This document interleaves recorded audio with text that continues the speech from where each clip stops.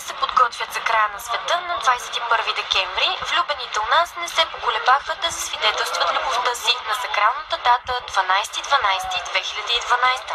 Напукна всички суеверия, Станка Димитрова и Спас Ражанков се венчаха на датата с космическа вибрация. Търсят ги добра поличба за брака си в последната дата с повтарящи се числа за този век. Те вярват, че магическата дата ще помогне на брака им да бъде щастлив и дълготраен.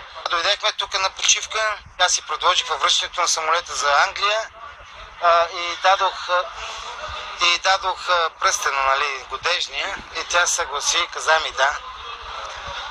Точно над Ла-Манша беше.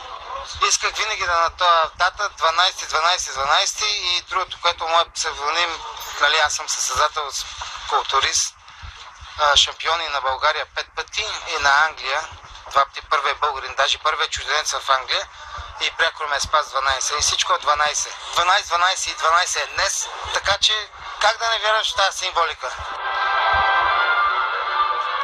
Бум на сватби на този ден е регистриран и в други части на света. В Русия 1012 двойки са заявили желание да се оженят в московските граждански служби.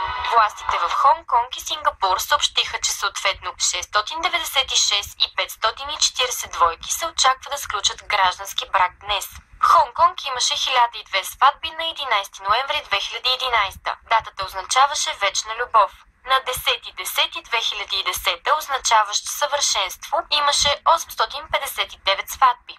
В Сингапур в тези дни свенчаха съответно 553 и 724 двойки. Рекордът за най-много сватби на един ден се държи от 14 февруари през 1995 година, когато се ожениха 1082 двойки, тъй като западният и китайският Свети Валентин съвпаднаха.